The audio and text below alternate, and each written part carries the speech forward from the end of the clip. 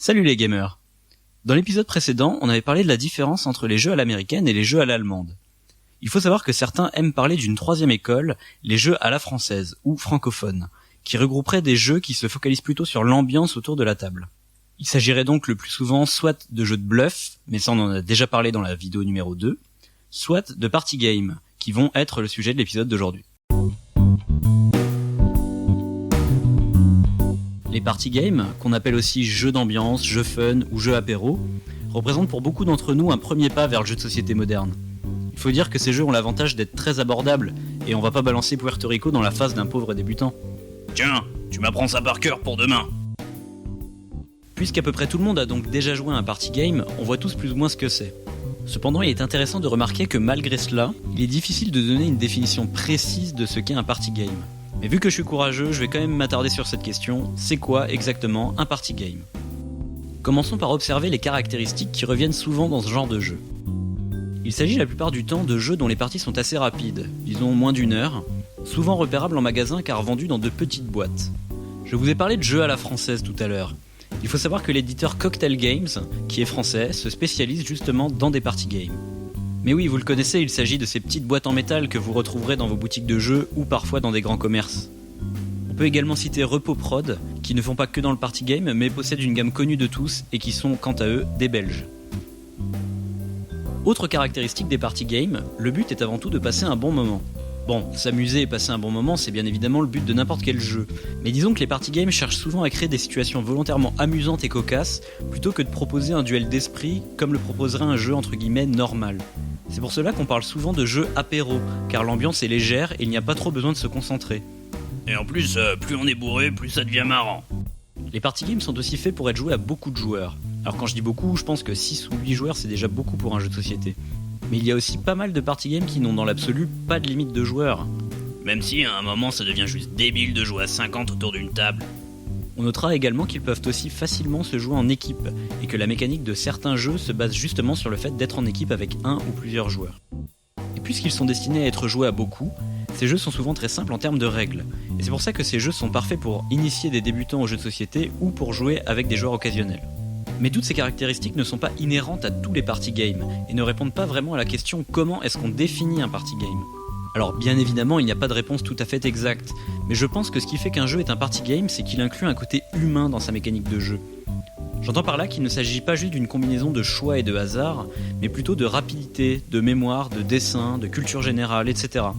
Bon, je vais quand même bien insister sur le fait que c'est mon avis, et que j'ai bien conscience que pas mal de jeux sont vraiment sujets à débat. Par exemple, est-ce qu'un jeu de bluff est un party game ? On a bien une composante humaine, une ambiance très forte autour de la table, mais ces jeux sont souvent considérés comme très sérieux. De même, est-ce que Ricochet Robot entre dans la catégorie des party games ? Il s'agit d'un jeu de rapidité dans lequel les joueurs doivent trouver le plus rapidement possible la suite de déplacement la plus courte qui emmène un robot d'un point A à un point B. Sauf que les robots ne se déplacent qu'en ligne droite jusqu'à rencontrer un obstacle, et que l'on peut choisir dans sa suite de coups de déplacer d'autres robots, ce qui comptera également comme un coup, mais permettra de raccourcir le chemin de notre robot principal. L'idée va donc être de trouver dans un temps limité le trajet utilisant le moins de coups possible. Il s'agit donc bien d'un jeu de rapidité. Cependant, l'ambiance autour de la table est loin d'être celle d'un party game. On est plus là à se triturer les neurones face à un casse-tête qu'autre chose. Autre exemple, Galaxy Trucker. Encore un jeu de rapidité où cette fois il faudra construire un vaisseau spatial dans un temps limité pour ensuite subir une série d'événements aléatoires qui mettront à rude épreuve les capacités de notre vaisseau. Ici le jeu est bien fun, mais c'est le fait qu'il soit dans une grosse boîte et l'épaisseur des règles qui font que le jeu n'est pas forcément considéré comme un jeu d'ambiance. Dans tous les cas, j'aime bien quand même l'idée de se dire que pour beaucoup de party games, c'est le côté humain de la mécanique de jeu qui les caractérise. Car il souligne encore cet aspect important qu'est la convivialité et le contact humain dans les jeux de société. Ce côté humain a néanmoins un inconvénient. Nous ne sommes pas tous égaux face à un party game. Autant dans un jeu de stratégie, on peut admettre qu'avec l'expérience, on finira par rattraper les autres joueurs. Mais pour un jeu de rapidité ou de mémoire par exemple, difficile de rattraper certains. D'autant plus qu'on connaît tous dans notre groupe de joueurs ce joueur énervant qui a une espèce de don pour un jeu particulier et qui est impossible à battre. Ah 23-0, c'est la piquette, Jack. Un dernier point qu'il est bon de préciser sur ce type de jeu, malgré leur apparence simple et le fait que ces jeux conviennent tout à fait à un public de joueurs occasionnels, Beaucoup de party games restent très intéressants pour les gros joueurs, et le nombre de mécaniques innovantes que l'on peut trouver dans les party games modernes est juste impressionnant. Prenez Tokyo Train par exemple. Il s'agit d'un jeu de rapidité qui se joue en équipe de 2, où chaque équipe devra réussir à déplacer 6 cartes de passagers représentées par des couleurs, pour les amener dans une configuration bien précise. Sauf que dans chaque équipe, seulement un des 2 joueurs connaît la configuration à effectuer, et c'est seulement l'autre joueur qui aura le droit de toucher aux passagers. Par-dessus le marché, ils devront communiquer avec un langage spécial qui est un mélange de signes de la main et de mots en pseudo-japonais. C'est fun, ça fait un peu tourner les neurones, et surtout c'est un exemple parfait de mécanique super innovante. Et je vous promets que c'est un exemple parmi énormément d'autres.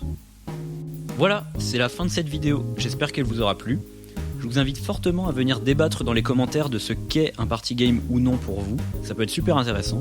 Comme d'habitude dans la description, vous pouvez trouver mon Facebook et mon Twitter. Je vous invite également à jeter un œil sur le webzine JDS Mag, dans lequel j'ai écrit quelques articles, et pareil, je vous mets un lien dans la description.